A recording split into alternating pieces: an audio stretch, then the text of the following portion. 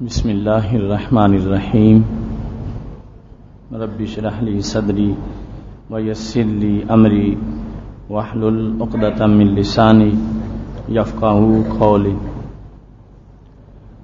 الحمد للہ وحدہ والصلاة والسلام علی من لا نبی بعدہ وعلی آلہ واصحابہ الذین اوفوا عہدہ. اما بعد فاعوذ باللہ من الشیطان الرجیم. بسم اللہ الرحمن الرحیم.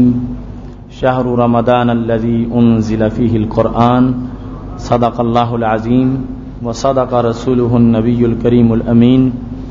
ان اللہ وملائکتہ یصلون علی النبی یا ایہا الذین آمنوا صلوا علیہ وسلموا تسلیما. الصلاۃ والسلام علیک یا سیدی یا رسول اللہ وعلی آلک واصحابک یا حبیب اللہ. مولاي صل وسلم دائما ابدا على حبيبك خير الخلق كلهم منزه عن شريك في محاسنه فجوهر الحسن فيه غير منقسم. يا أكرم الخلق مالي من ألوذ به سواك عند حلول الحادث العممي. ربي صل وسلم دائما ابدا على حبيبك خیر الخلق کلہم.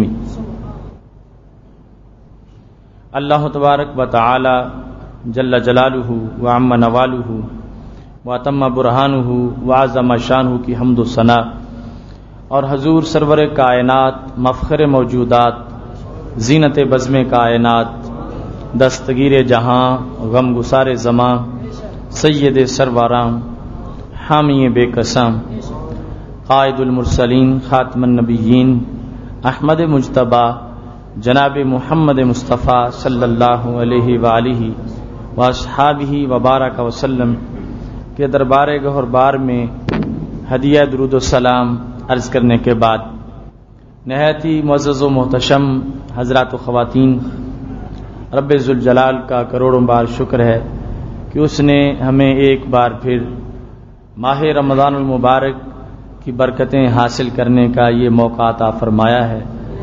اللہ تعالیٰ کے فضل و کرم سے آج حالت روزہ میں نماز جمعہ کے اس اجتماع میں ہم شریک ہیں. میری دعا ہے خالق کائنات جل جلالہ ہمارے سب کے گناہوں کو معاف فرمائے اور اس عشرائے رحمت کے اندر خالق کائنات جل جلالہ ہم سب کے دلوں کو ابر کرم سے سیراب فرمائے. محتشم سامعین حضرات، آج ہماری گفتگو کا موضوع ہے رمضان المبارک کا تاریخی اور روحانی تعارف. میری دعا ہے خالق کائنات جل جلالہ ہم سب کو قرآن و سنت کا فہم عطا فرمائے اور قرآن و سنت کے ابلاغ و تبلیغ اور اس پر عمل کی توفیق عطا فرمائے. رمضان المبارک میں ہماری تاریخ کا ایک پورا دفتر محفوظ ہے. اسلامی تاریخ کا سب سے منفرد اور ممتاز واقعہ جس کو یوم فرقان سے تعبیر کیا جاتا ہے اور المعرکۃ الکبریٰ جس کو کہا گیا ہے یعنی جنگ بدر، وہ 17 رمضان المبارک کو جمعہ کے دن ہوئی. اس بنیاد پر ہماری عسکری تاریخ اور امت کے اعلاء کا جو دن ہے وہ بدر کا دن ہے. تو خالق کائنات جل جلالہ نے ایسا بھرپور فیصلہ کیا اس دن کے اندر، اس کو یوم فرقان قرار دیا کہ اس نے حق اور باطل کے درمیان فرق کر دیا ہے. اتنا بڑا کام جس دن ہو رہا تھا وہ اسی رمضان المبارک کی 17 تاریخ تھی. اس میں ہمارے لیے یہ بات بھی ضروری ہے کہ روزہ بھی ہو اور جہاد بھی ہو، چونکہ رمضان المبارک جو ہے وہ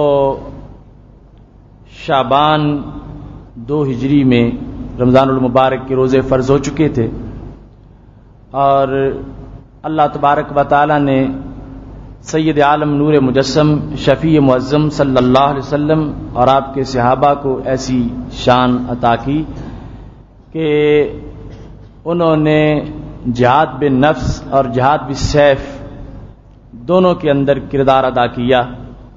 وہ غزوہ بدر آج تک کفر کے منہ پہ ایک تماچا ہے، اور یہ پہلی بڑی اٹھان تھی اسلام کی کہ وہ لوگ جنہوں نے مکہ شریف سے رسول اللہ صلی اللہ علیہ وسلم اور آپ کے صحابہ کو معاذ اللہ تنگ کر کیا، ہجرت پہ مجبور کیا، ان کے اس گھنونے کردار کی بنیاد پر ہی اللہ کی طرف سے ہجرت کا حکم آیا۔ صحابہ کرام علیہم رضوان ہجرت کر کے رسول اللہ صلی اللہ علیہ وسلم کے ہمراہ مدینہ شریف پہنچے، اور مدینہ شریف میں ایک سلطنت کی شکل اختیار کی، اور وہاں جس وقت مشرکین مکہ مقام بدر پر اسلام کو مٹانے کے لیے پہنچے تو رسول اللہ صلی اللہ علیہ وسلم اور آپ کے وفادار سپاہیوں نے ایسا سبق قریش مکہ کو سکھایا جس سے اسلامی سطوت، اسلامی دبدبہ اور اسلامی وقار کی ایک داغ بیل ڈالی گئی، اور آہستہ آہستہ اسی سے رب ذوالجلال نے اسلام کو بہت زیادہ عروج عطا فرمایا۔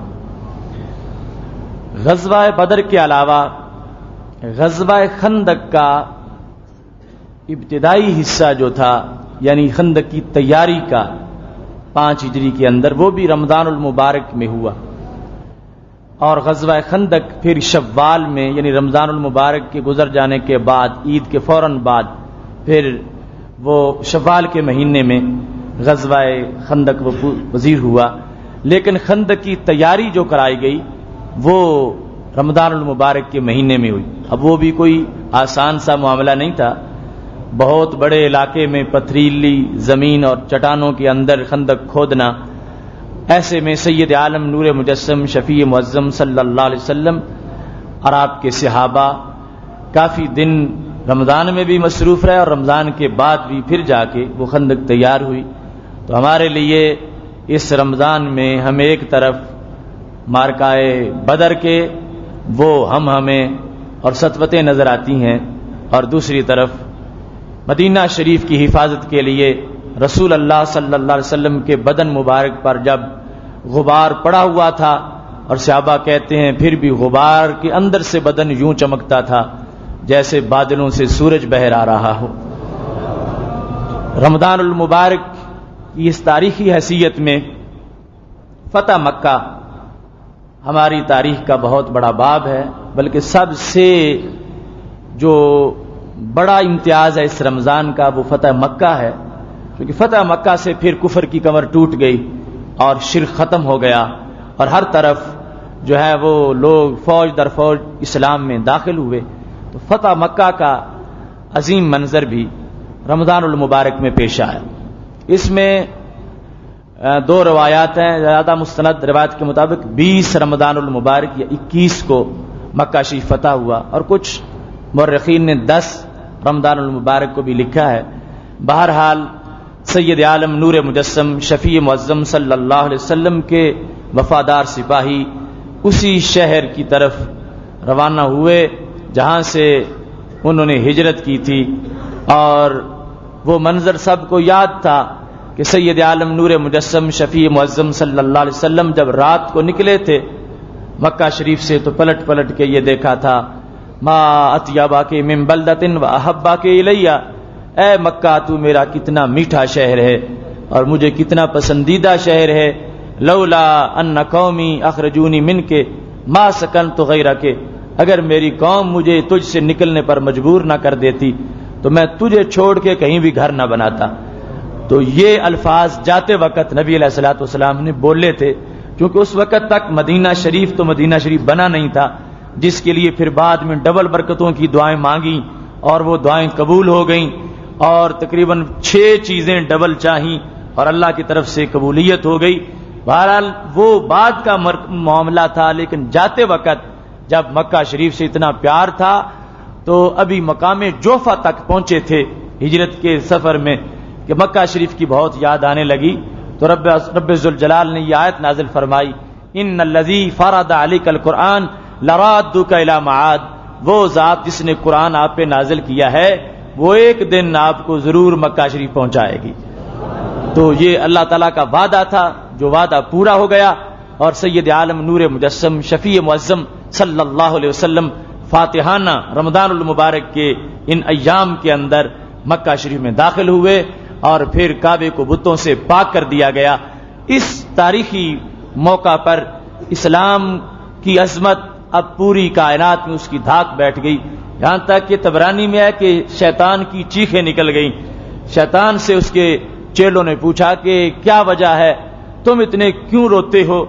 تو اس نے کہا کہ میں نا امید ہو گیا ہوں، میری امیدیں ختم ہو گئی ہیں، آج کے بعد اس حجاز میں شرک نہیں ہو سکے گا، آج شرک کے خاتمے کا دن آ گیا ہے۔ یہ حضرت محمد مصطفیٰ صلی اللہ علیہ وسلم کا مکہ شریف کو فتح کر لینا یہ شرک کے خاتمے کا دن ہے، اس کے بعد کبھی شرک نہیں ہوگا۔ تو اس انداز میں یہ ممتاز لمحات اور تاریخ کا جو سیرا ہے اسلامی تاریخ کا، وہ جس دن مسلمانوں کے سر باندھا گیا وہ دن بھی اس رمضان المبارک کا ایک متبرک اور عظیم دن ہے۔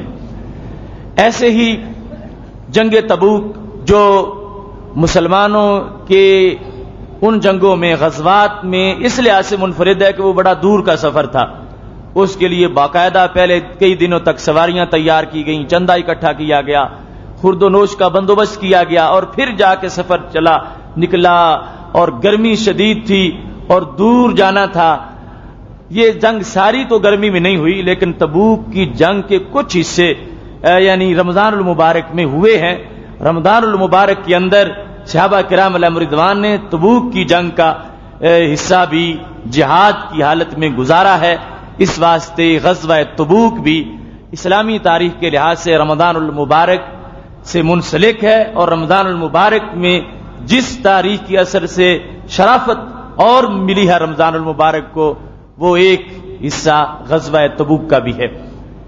ایسے ہی 10 ہجری میں جب یمن میں اسلام پھیلا اور سیدنا علی المرتضیٰ رضی اللہ تعالیٰ عنہ کو رسول اللہ صلی اللہ علیہ وسلم نے ایک سریہ کا کمانڈر بنا کر بھی بھیجا اور پھر ان کو قاضی بھی بنایا، تو وہ بھی 10 ہجری میں رمضان المبارک کا دن تھا جب حضرت علی المرتضیٰ رضی اللہ تعالیٰ عنہ یمن کی سرزمین میں حق کے بیج بونے کے لیے تشریف لے گئے، اور یمن کے اندر ایمان اور تقوی کا جو ایک گلشن آباد کیا گیا، تو یہ بھی اس رمضان المبارک کی تاریخ کا حصہ ہے کہ خالق کائنات جل جلالہ نے یمنیوں کو دولت ایمان سے مالا مال فرمایا اور یمن میں ہر طرف اسلام کی عظمت کے جھنڈے لہرانے لگے۔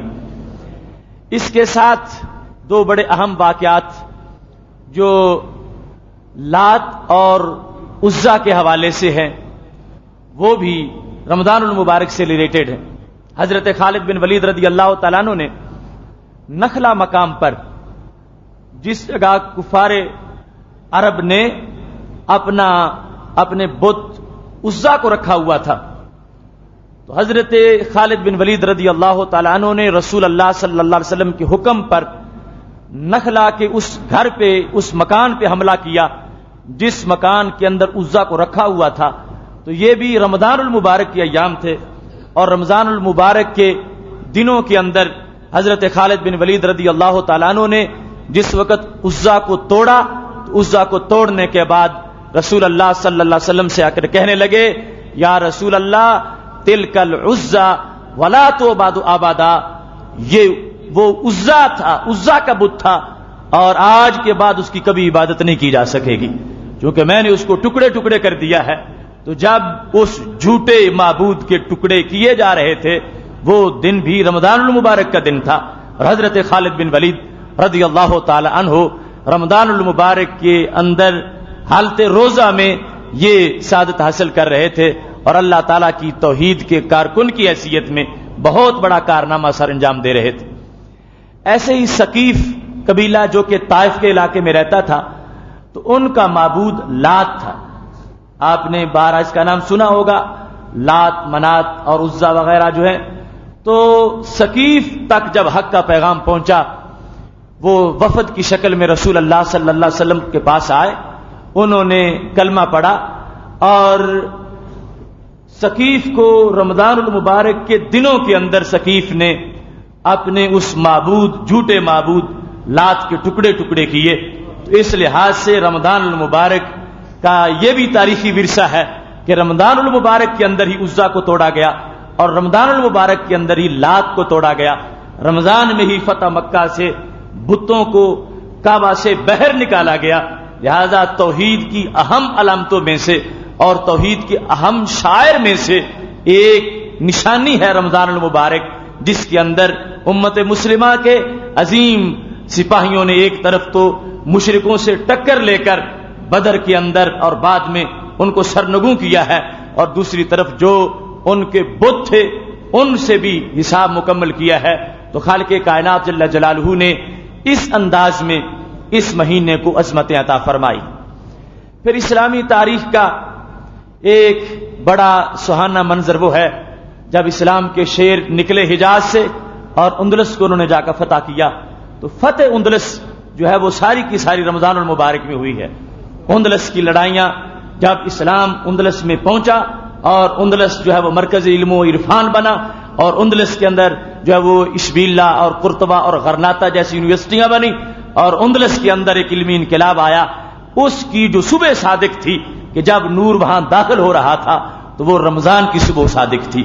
رمضان المبارک کے مقدس ایام کے اندر مسلم امہ نے وہاں پر اسلام کے جھنڈے جا کے لگائے، جس سے صدیوں تک صرف مسلمانوں نے نہیں دوسرے لوگوں نے بھی روشنی حاصل کی اور اندلس کا پوری کائنات پر علم اور حکمت کے لحاظ سے ایک جھنڈا لہراتا رہا.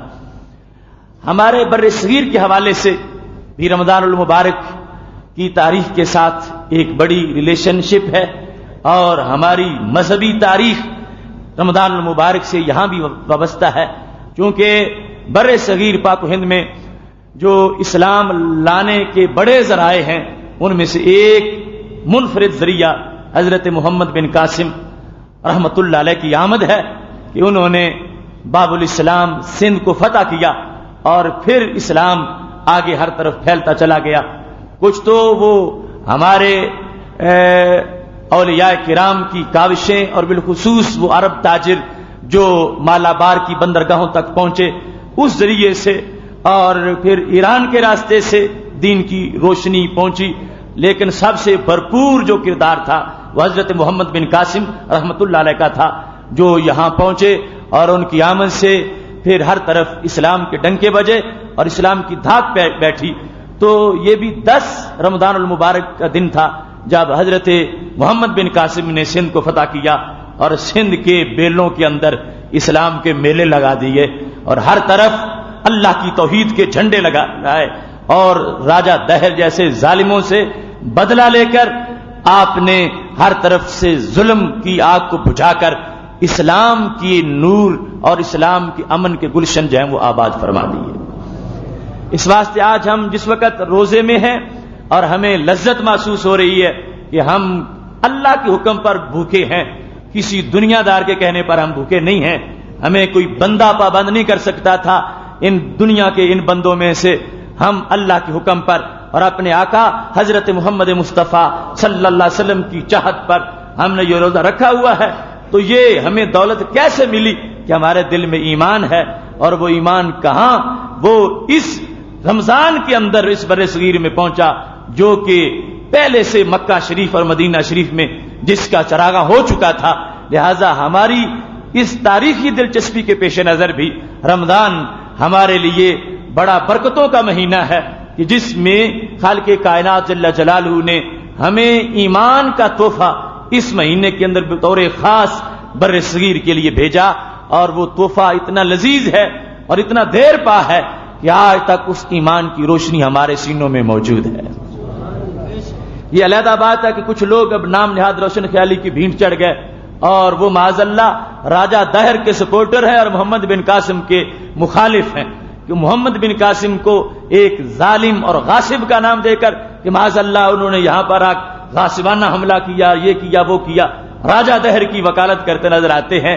مگر یہ شروع سے رہا ہے کہ کچھ ابو جال کے ہماری بن جاتے ہیں اور کچھ حضرت محمد مصطفیٰ صلی اللہ علیہ وسلم کے دیوانے بن جاتے ہیں.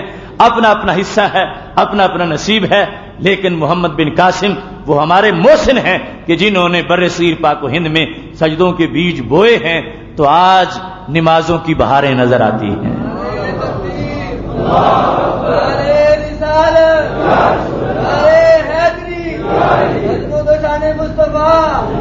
پھر اس بر صغیر میں جو جہد مسلسل تھی ایک آزادی کی, جو شروع سے کام جاری تھا, چونکہ حضرت مجدد الفسانی رحمۃ اللہ علیہ نے دو قومی نظریے کو اسی طریقے پر استوار کیا جس طرح مکہ شریف میں نبی علیہ السلام نے پیش کیا تھا, اور پھر سارے ہمارے بزرگ اس کو آگے بڑھاتے رہے, اور پھر جنگ آزادی کی شکل میں امام فضل حق خیر آبادی کا بھرپور کردار رہا, اور پھر آگے ہمارے سارے اسلاف اس میں شریک رہے, اور پھر تحریک پاکستان کی شکل میں جس وقت اکابر نے کوشش کی, اور وہ ایک جس کو جہد مریر کہتے ہیں, بڑی کڑوی جہد اور کوشش اور جہاد, جس میں 20 لاکھ مسلمان اپنا خون دے چکے تھے. اس کے بعد جب آزادی کا سورج طلوع ہونے لگا اور پاکستان بنا, تو وہ بھی رمضان المبارک کا مہینہ تھا. اس کی 27ویں شب جس وقت ادھر قرآن کا نزول ہے, وہ نزول قرآن کی رات ہے, ادھر بر صغیر پاک و ہند کے مسلمانوں کے لیے اور بالخصوص جو پاکستان میں رہنے والے ہیں ان کے لیے رمضان المبارک کیسا مہینہ ہے, عظمتوں رحمتوں والا, کہ جس میں باقاعدہ حصی رحمتیں نظر آتی ہیں.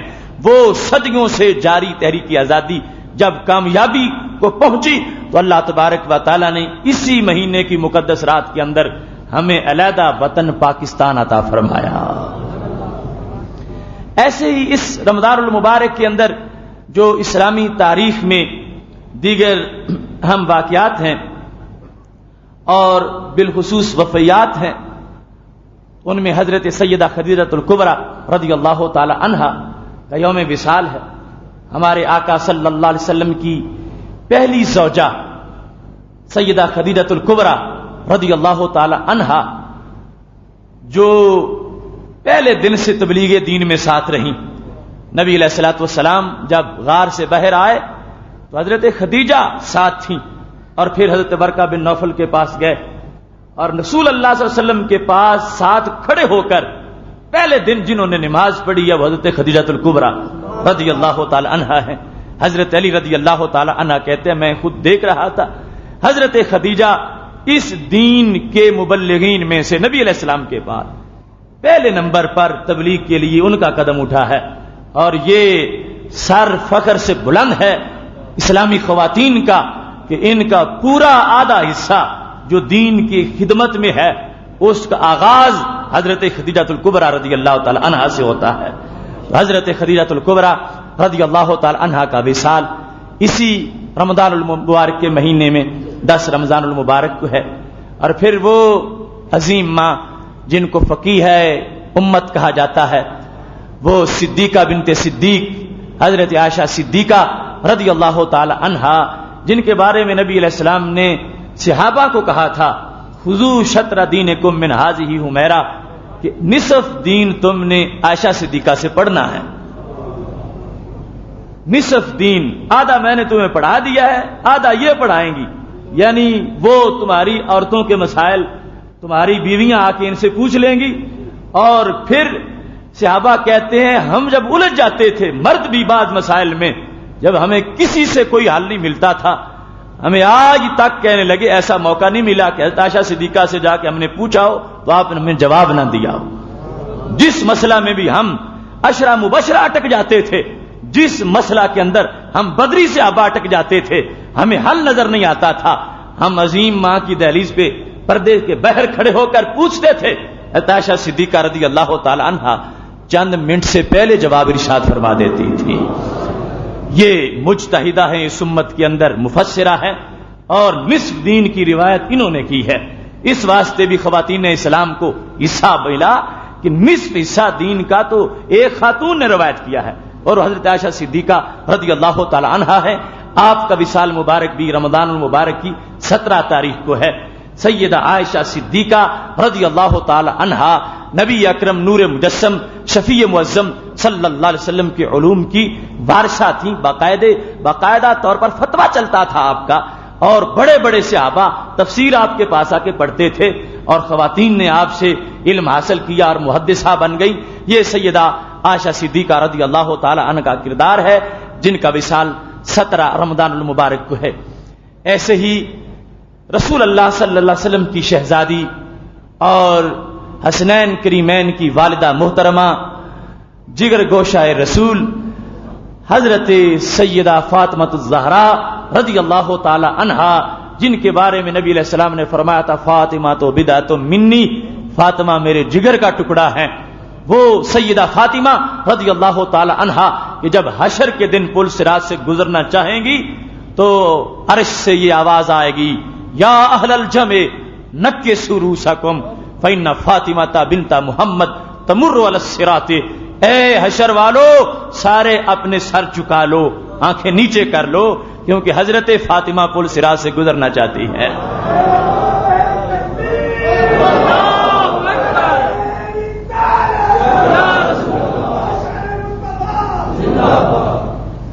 سیدہ فاطمہ الزہراء رضی اللہ تعالی عنہا کا یوم وصال بھی اسی رمضان المبارک کی 3 تاریخ کو ہے. یہ بتانے کا مقصد یہ ہے کہ ان تمام شخصیات کو ایصال ثواب بھی کیا جائے، اور یہ رمضان المبارک کے ساتھ ان کی ایک یاد ہے، اس کو ذہن میں رکھا جائے. پھر اسی رمضان المبارک میں تاجدار حل عطا، شیر خدا، مشکل کشا حضرت سیدنا علی المرتضی رضی اللہ تعالی عنہ کا یوم شہادت بھی ہے 21 رمضان المبارک کو.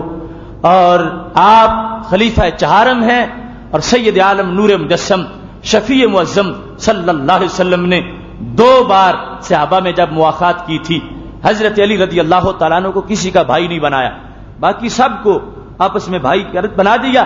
تو حضرت علی رضی اللہ تعالیٰ عنہ روتے ہوئے آ گئے، آخیت بین اصحابک ولم تواخ بینی وبین احد. یا رسول اللہ صلی اللہ علیہ وسلم، آپ نے اپنے صحابہ میں تو مواخات قائم کر دی ہے، ان کو بھائی بھائی بنا دیا ہے، لیکن آپ نے مجھے تو کسی کا بھائی نہیں بنایا. تو رسول اللہ صلی اللہ علیہ وسلم نے فرمایا، یا علی انت اخی فی الدنیا والآخرہ، تو میرا دنیا میں بھی بھائی ہے، میرا آخرت میں بھی بھائی ہے. وہ حضرت علی المرتضی رضی اللہ تعالیٰ عنہ، جن کو رسول اللہ صلی اللہ علیہ وسلم نے جب یمن کا قاضی بنا کے بھیجنا چاہا تو کہنے لگے، باستنی وانا شاب اقدی وما ادری ما القضاء. یا رسول اللہ صلی اللہ علیہ وسلم، آپ مجھے یمن بھیج تو رہے ہو، تو میں نے تو پڑھا ہی نہیں کہ فیصلہ کیسے کیا جاتا ہے، اور نہ بڑی عمر ہے، کوئی تجربہ ہے، بالکل نوجوان ہوں. یہ ہے کہ اگر تجربہ ہوتا تو تجربے کی روشنی میں فیصلے کر لیتا. میں بالکل نوجوان ہوں اور پڑھا بھی نہیں ہے فیصلے کا باب کے فیصلے کیسے کیے جاتے ہیں، تو آپ مجھے یمن کا قاضی بنا رہے ہو تو میں فیصلے کیسے کروں گا. تو حضرت علی رضی اللہ تعالیٰ عنہ کہتے ہیں، نبی علیہ الصلوۃ والسلام نے اپنا ہاتھ میرے سینے پہ رکھا اور اس کے بعد کہا، اللہم اہد قلبا وثبت لسانا. اے اللہ، علی کے دل کو ہدایت دے، زبان صحیح بولے. حضرت علی رضی اللہ تعالیٰ عنہ کہتے ہیں، والذی فلق الحبہ، مجھے اس رب کی قسم ہے جو ایک چھوٹے سے بیج سے بڑا درخت بناتا ہے. ما شککت فی قضاء بین اثنین، فرمایا زندگی بھر مجھے کبھی فیصلہ کرتے وقت مشکل پیش ہی نہیں آئی. نبی علیہ الصلوۃ والسلام نے یوں ہاتھ رکھا میرے سینے پر، اور یہ سینہ ایسا علم کا مدینہ بن گیا ہے کہ نبی اکرم نور مجسم شفیع معظم صلی اللہ علیہ وسلم نے پھر ان کو شہر حکمت کا دروازہ بھی قرار دے دیا ہے.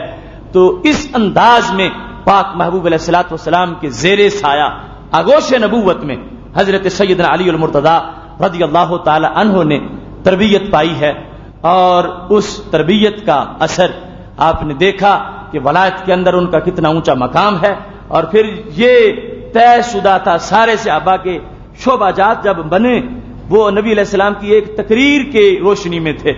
رسول اللہ صلی اللہ علیہ وسلم نے جب فرمایا تھا، رحم اللہ ابا بکر، اللہ ابو بکر صدیق پہ رحم کرے کہ وہ اس امت میں سب سے زیادہ رحیم دل ہیں، اور اللہ عمر پہ رحم کرے، اس امت میں دین کے معاملے میں سب سے سخت ہیں. اس طرح نبی علیہ الصلوۃ والسلام کی ایک طویل حدیث ہے، وہ دوسرے مقام پر انشاءاللہ بیان کریں گے، اس کو سامنے رکھتے ہوئے مقام جاویہ پر حضرت عمر رضی اللہ تعالیٰ عنہ نے صحابہ کے شعبے گنوائے.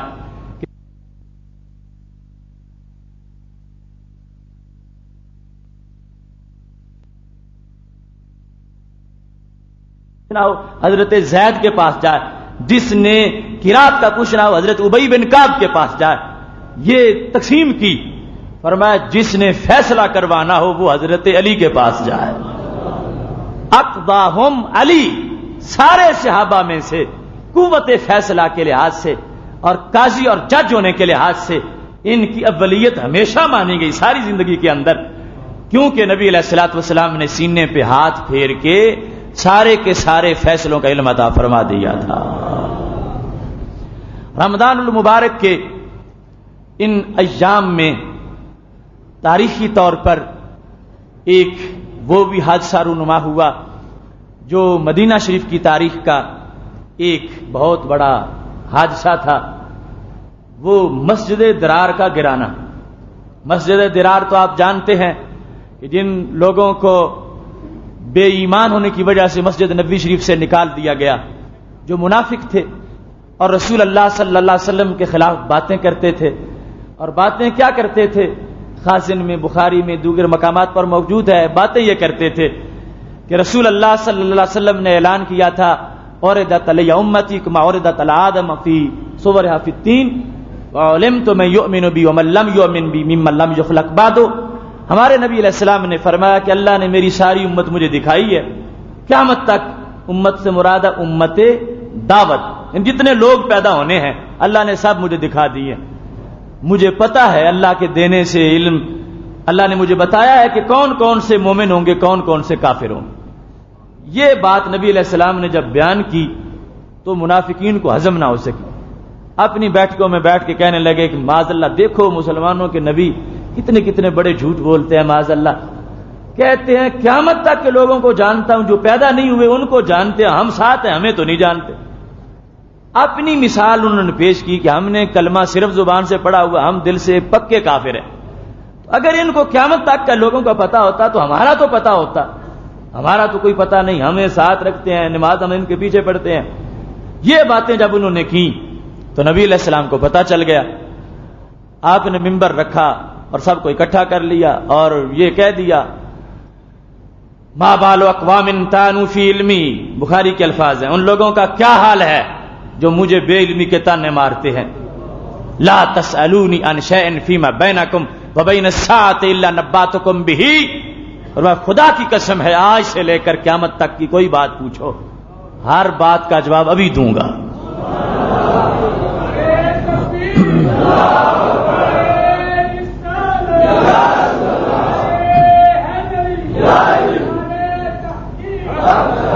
یعنی یہ بار بار رسول اللہ صلی اللہ علیہ وسلم نے فرمایا، اور یہ یعنی حدیث شریف میں تفصیل کے ساتھ بخاری کے متعدد مقامات پر یہ جملے آخر والے موجود ہیں. اب جس وقت رسول اللہ صلی اللہ علیہ وسلم نے اپنی طرف سے یہ کہہ دیا، اس کے ساتھ ہی باقاعدہ تجربہ بھی کروا دیا، کیونکہ منافق تو اب سر چھپائے ہوئے تھے، بولتے نہیں تھے. ایک صحابی نے غیب کی خبر پوچھی اور نبی علیہ السلام نے فوراً بتا دی. اور مزے کی بات یہ، سرکار نے تو فرمایا تھا نا کہ آج سے لے کر قیامت تک کی پوچھ لو. صحابی نے کہا جو آج سے قیامت تک کی جانتے ہوں وہ پھر روز اول سے لے کر آج تک کی بھی جانتے ہیں. انہوں نے ماضی کی خبر پوچھ لی. تو جب انہوں نے ماضی کی خبر پوچھی تو نبی علیہ السلام نے یہ نہیں کہا کہ میں نے تو مستقبل کی کہا تھا، تم نے ماضی کی کیوں پوچھی؟ فوراً ماضی کی بتا دی تاکہ لوگوں کا شک نکل جائے. اور صحابہ کا پوچھنا اس بات کی دلیل تھا کہ مقام نبوت کو تول تول کے نہیں، سینہ کھول کے مانا جاتا ہے. کیونکہ سرکار کی طرف سے اتنا کہہ دینا کہ جس نے قیامت تک کی پوچھنی ہے پوچھ لو، صحابہ کا یقین تھا جو قیامت تک کی بتا سکتے ہیں وہ پھر ابتدائے خلق کی بھی بتا سکتے ہیں. ماضی کی پوچھی حضرت عبداللہ بن حذافہ سامی نے، نبی علیہ السلام نے بتا دی. اب منافقین ان کا وقت آ گیا. حضرت عمر کا مطالبہ کافی دنوں سے تھا کہ یا رسول اللہ صلی اللہ علیہ وسلم ان لوگوں کو مسجد سے نکالیں. نبی علیہ السلام فرماتے تھے نہیں عمر میں نہیں نکالوں گا. اب اللہ کی طرف سے آرڈر آ گیا ما کان اللہ لیذر المؤمنین علی ما انتم علیہ حتی یمیز الخبیث من الطیب.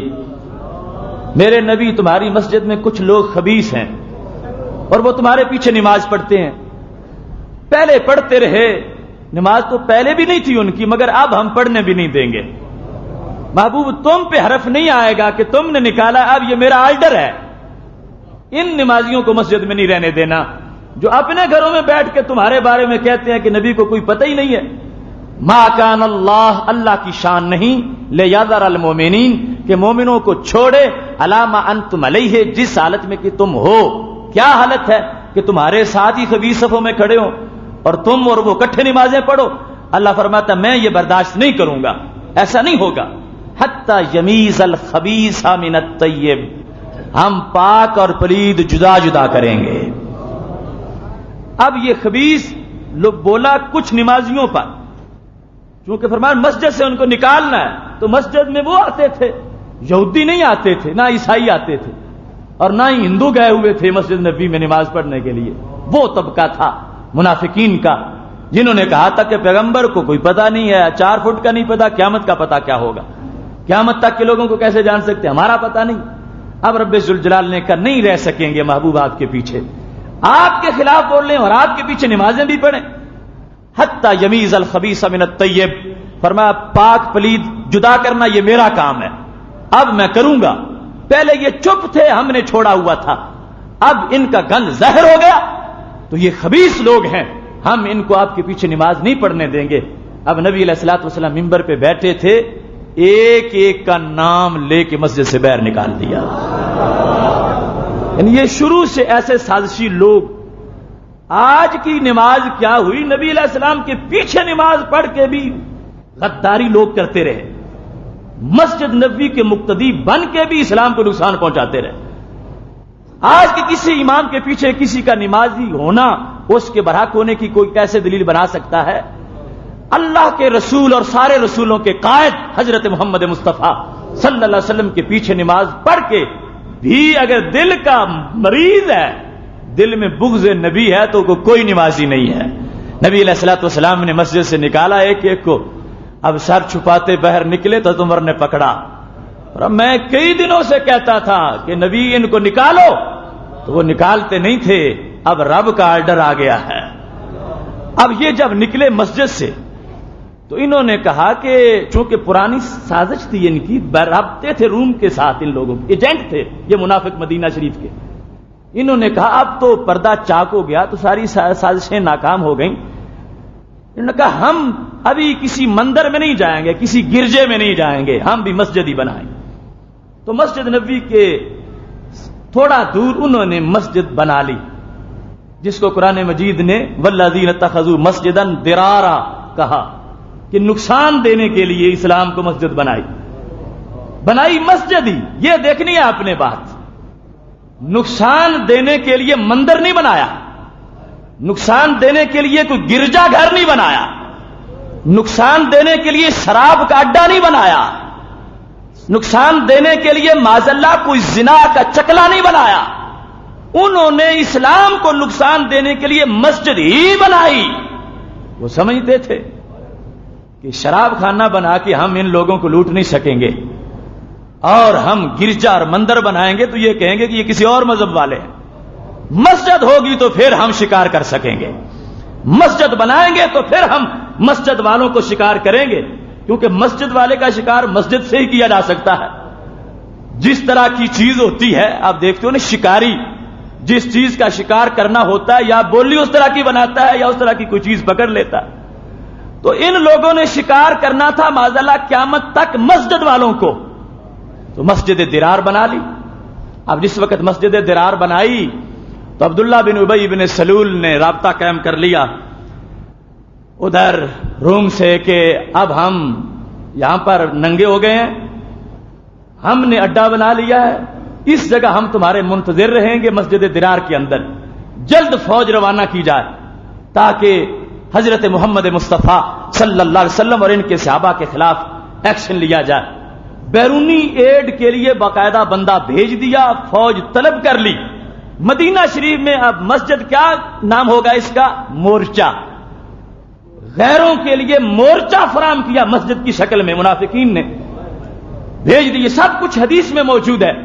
اب جس وقت وہ اپنی فوجیں منگوا رہے تھے تو اللہ کی فوج تو پہلے ہی مدینہ شریف میں موجود تھی. صحابہ کرام علیہم رضوان نے دیکھی مسجد. اب منافقت کتنی ہے کہ نبی علیہ السلام کے پاس آ گئے, چلو افتتاح کر دو. افتتاح کروانے کے لیے سرکار کے پاس باقاعدہ ٹائم لینے آئے.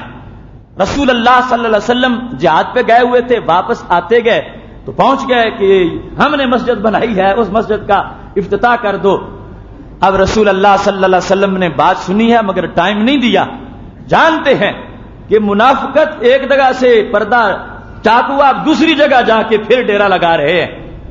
محبوب علیہ الصلوۃ والسلام نے اپنے صحابہ کو بلا لیا, فرمایا چلو جا کے اس مسجد کو تہو بالا کر دو, اور صرف گرانا ہی نہیں ہے, فرمایا اس کے پتھروں کو جلانا بھی ہے, تاکہ دنیا پر پتہ چلے کہ جو اسلام کے خلاف اڈا بنے اس کو مسجد نہیں کہا جا سکتا, اور اس کی مسجد والی کوئی حیثیت نہیں ہوتی.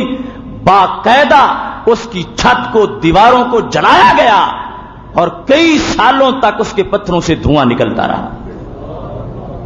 یہ واقعہ جو ہوا یہ بھی رمضان المبارک کا واقعہ تھا. رمضان المبارک کے اندر مسجد کو گرایا گیا. تو دوسرے لفظوں میں اگر میں یہ کہوں کہ رمضان المبارک شرک کے خاتمے کا دن بھی ہے اور منافقت کے خاتمے کا دن بھی ہے. دونوں طرح اس کے اندر یادگار فیصلے ہیں, دونوں طرح اس کے اندر ہمارے لیے سبق موجود ہے اور ہمارے لیے پیغام موجود ہے, اور یہ ایک واضح طور پر روشنی ہے قیامت تک کے لوگوں کے لیے کہ وہ منافقت جس کے لیے انہوں نے مسجد بنا لی نبی علیہ السلام کے ہوتے ہوئے اور مسجد ہی کہا, اور قرآن نے اس کا نام مسجد درار بتایا, تو یہ ایک سازش تھی جس سازش کے مختلف روپ قیامت تک لوگوں کو ان کا سامنا کرنا پڑے گا. اور یہ جو ایک جال ہے مسلمانوں کو شکار کرنے کا, اس کے لحاظ سے بھی ہر وقت بندوں کو محتاط رہنا پڑے گا کہ یہ ضروری نہیں ہے کہ جہاں محراب بنا ہو اور مینار بنا ہو اور وہ جگہ وہ دین کی جگہ ہو اور وہ ایمان کی جگہ ہو اور تقوی کی جگہ ہو اور دین کو بچانے کی جگہ ہو. نہیں, ایسے پس منظر جیسے پوری دنیا میں جو مسجدیں ہیں وہ کعبے کی بیٹیاں ہیں, اور پوری دنیا میں جو مسجدیں ہیں مسجد نبوی شریف کا پرتو ہے, ایسے ہی کچھ مسجدیں ان کا تعلق وہ مسجد درار کے ساتھ بھی ملتا ہے, ان کو ذہن میں رکھنا بھی ضروری ہوتا ہے. محتشم سامعین حضرات, رمضان المبارک کا یہ تاریخی تعارف مختصر سا تھا. اس کا روحانی تعارف جو ہے وہ سب سے بڑا یہ ہے کہ اللہ تبارک و تعالی نے فرمایا شہر رمضان الذی انزل فیہ القرآن, رمضان وہ ہے جس میں قرآن نازل کیا گیا. رمضان کی شان قرآن سے ظاہر کی کہ رمضان کو عام مہینہ نہ سمجھنا, اس میں قرآن نازل کیا گیا, کیونکہ نزول قرآن جو ہے یہ ساری عظمتوں کا محور ہے. آج دنیا میں یا جتنی صدیاں پہلے اسلام کی گزر چکی ہیں, جس بندے کے پاس دین تھا, جس نے نماز پڑھی, جس نے روزہ رکھا, جس نے حج کیا, جس نے زکات دی, جس نے آنکھیں صاف رکھیں, جو شرم و حیا کا پیکر بنا, جو صدق و صفا کا ماڈل بنا, جو شخص معاشرے میں پاک رہا, معاشرے کو پاک کرتا رہا, جس شخص نے بھی دنیا میں کوئی انقلاب برپا کیا, جو شخص انفرادی طور پر صحیح ہوا یا اجتماعی طور پر جہاں بھی اصلاح آئی پوری تاریخ کے اندر نزول قرآن کے بعد صرف قرآن کی برکت سے آئی کہ نبی علیہ السلام کے سینے پہ نازل ہوا تو آگے اس کی تعلیمات آ گئی. اگر یہ نازل نہ ہوتا تو اس کو پڑھ کے کتنے لوگ نماز پڑھتے, یہ عرش پہ رہتا, لوح محفوظ پہ رہتا, بیت العزت میں رہتا, تو کتنے لوگ اس کا درس دیتے, کتنے لوگ اس کو پڑھ کے صحیح ہوتے, کتنے لوگوں کو نماز پڑھنے کی خبر ملتی, کتنے لوگوں کو روزے کا پتہ ہوتا, ایک کو بھی نہ ہوتا. سب کو پتہ آج تک جو اربوں کروڑوں لوگوں کو چلا تو نزول قرآن کی وجہ سے. تو نزول قرآن جس مہینے میں ہوا پتہ چلا پھر وہ مہینہ ساری نیکیوں کی پنیری کا مہینہ ہے. ساری نیکیاں جو پوری تاریخ میں پھیلی ہوئی ہیں، آج ہی نہیں، آج سے 14 صدیاں پہلے بھی، جو نیک بنا، جو صوفی بنا، جو سالک بنا، جو صدیق بنا، جو شہید بنا، سب کچھ اسی قرآن کے فیض سے بنا۔ تو پھر یہ قرآن اترا تو بنا، اترا کس میں؟ رمضان میں۔ لہذا ہر طرف جو سوغات پہنچی ہے تو وہ نزول قرآن کی وجہ سے پہنچی ہے، اور نزول قرآن سارے مہینوں میں سے جس مہینے کے حصے میں آیا ہے وہ مہینہ رمضان المبارک کا مہینہ ہے۔ اور پھر یہاں سے یہ پتا چلا کہ وقت تو یہ ہے رمضان قرآن کے اترنے کا، مگر اترنا تو تھا اس نے کسی مقام پر، اور وہ مقام کون سا تھا؟ لو انزلنا هذا القرآن على جبل لرأيته خاشعا متصدعا من خشیۃ اللہ۔ اللہ فرماتا ہم پہاڑ پہ نازل کرتے تو وہ بھی ریزہ ریزہ ہو جاتے۔ اترنا تھا تو کہاں اترا؟ فرمایا علی قلبک لتکون من المنذرین، محبوب ہم نے وہ قرآن تمہارے دل پہ نازل فرما دیا۔ برکتیں رمضان کو مل گئیں کہ نزول اس میں ہوا، مگر کردار ہے ہمارے آقا صلی اللہ علیہ وسلم کے مقدس دل کا، اس دل کی مشکل کشائی نہ ہوتی تو آج تک ہماری رہنمائی نہ ہوتی۔ نبی علیہ السلام کے دل نے وہ قرآن برداشت کیا جس سے پہاڑ لرزہ برندہ ہو جاتے ہیں اور ٹکڑے ٹکڑے ہو جاتے ہیں، اور پھر شان بخشی، جلال خود برداشت کر لیا اور جمال بنا کے اپنی امت کو عطا فرما دیا۔ آج حفاظ قراء جو مصلوں پہ کھڑے ہو کے پڑھ لیتے ہیں، مجال تھی کسی کی کہ اللہ کے کلام کا ایک جملہ بولے اور بے ہوش نہ ہو؟ جس کی صفت کی تجلی پہاڑ پہ گرے تو پہاڑ ریزہ ریزہ ہو جائے، طور پر جب گری تھی تو اس کی صفت ہے نا کلام، بندہ زبان سے پڑھے اور پھر ہوش سلامت رہے، یہ کیسے ہو سکتا تھا؟ پھر اول سے آخر تک سارا پڑھ جائے اور پھر بچہ بچہ پڑھ جائے۔ تو یہ نبی علیہ الصلوۃ والسلام کا ہم پہ احسان ہے، قرآن کے جلال کو برداشت کیا ہے، جمال بنا کے امت کو عطا فرما دیا ہے۔ یہ روحانی تعارف ہے اس رمضان کا کہ اس رمضان المبارک میں قرآن اترا۔ حضرت مجدد الفسانی رحمۃ اللہ علیہ کہتے ہیں نزول قرآن کی وجہ سے رمضان کو یہ سرداری مل گئی کہ باقی سارے مہینوں کو یوں سمجھو جیسے نالیاں ہیں، رمضان کو یوں سمجھو جیسے سمندر ہے یا دریا ہے۔ فرماتے ہیں جس بندے نے رمضان میں جی بھر کے بندگی کر لی اس کے 11 مہینے اچھے گزر جائیں گے، اور 11 مہینوں میں جہاں کہیں بھی بندگی کی کوئی نالی تمہیں نظر آئے گی جس مہینے کے اندر، اسی مہینے میں رمضان المبارک کے سمندر کا پانی موجود ہوگا۔ اس واسطے فرمانے لگے جو رمضان المبارک سے محروم ہو گیا، رمضان المبارک کی برکتوں سے، وہ سارا سال محروم رہا، اور جو رمضان المبارک کی رحمتوں کو پا گیا وہ سارا سال مالا مال ہو گیا۔ اس واسطے اس روحانی اور تاریخی تعارف کو ذہن میں رکھتے ہوئے ہمیں ماہ رمضان المبارک کی مکمل قدر و قیمت کرنی چاہیے، اور رمضان المبارک کے اندر اس احساس کو اجاگر کرنا چاہیے کہ اس کا ہر لمحہ قیمتی ہے۔ تراویح ہو یا دن کا روزہ ہو یا نماز پنجگانہ یا نفلی عبادات، سب میں جی بھر کے حصہ لینا چاہیے۔ بالخصوص ہم نے جو فہم دین کورس کا اجرا کر دیا ہے، آج اللہ کی فضل سے بھٹی میرج ہال میں بہت فقید المثال اجتماع ہوا، اور آج ہمارا موضوع تھا میرے رب سے مجھے محبت ہے۔ کل انشاءاللہ موضوع ہوگا رسول اللہ صلی اللہ علیہ وسلم کی جسمانی نفاست، اور اتوار کو بڑا مارکۃ الآراء موضوع ہے شان رسالت کی یکتائی۔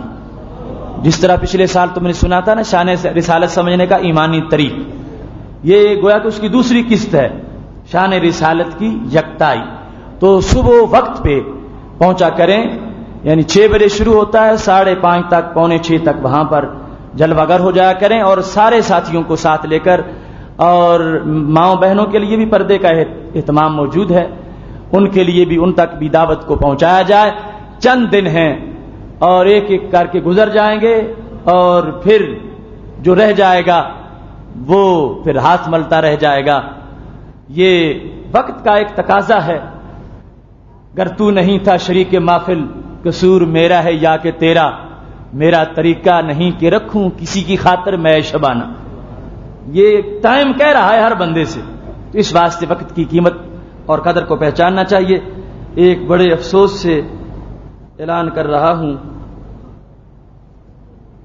ہمارے بڑے نامور قاری اور ہمارے بڑے محترم بھائی حضرت مولانا قاری محمد لطیف جلالی صاحب جو گوجرانوالا میں حاجی صاحب کی مسجد میں میرا خیال ہے 30 سال سے زائد عرصہ تک قرآن مجید کی تعلیم دیتے رہے ہیں.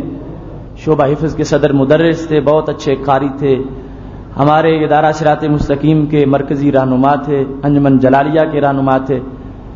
ماڈل ٹاؤن حاجی محمد حسین صاحب علی مسجد جہاں ہمارا ماہانہ درس صراط مستقیم وہ کروایا کرتے تھے، آج صبح اللہ کو پیارے ہو گئے ہیں.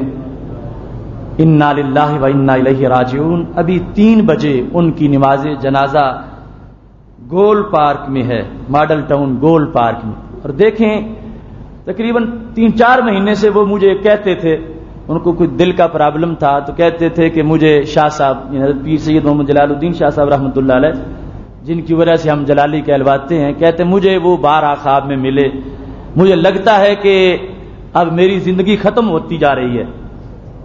یہ انہوں نے 3-4 مجھے بار علیحدہ علیحدہ مجھے کہا وقفے وقفے پر. تو میں کہتا رہا نہیں ایسی کوئی بات نہیں، یہ تو معمولی مرض ہے، تم ٹھیک ہو جاؤ گے.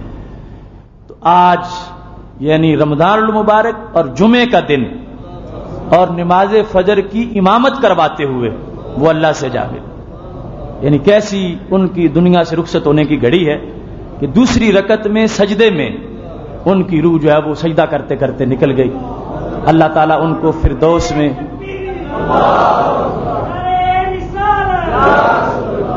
محتشم سامعین حضرات، یقیناً ایسی شخصیت کی نماز جنازہ میں شامل ہونا یہ بہت بڑی سعادت ہے. 3 بجے ان کی نماز جنازہ ہے. یہ ایک اعلان بھی ضروری کرنا تھا مسجد کی تعمیر کے سلسلہ میں، اور اس میں تاخیر ہو گئی ہے. یہ سامنے مرکزی گیٹ کی تعمیر اور پھر اوپر لنٹر کا پروگرام، یہ سارا منصوبہ آپ کے سامنے ہے.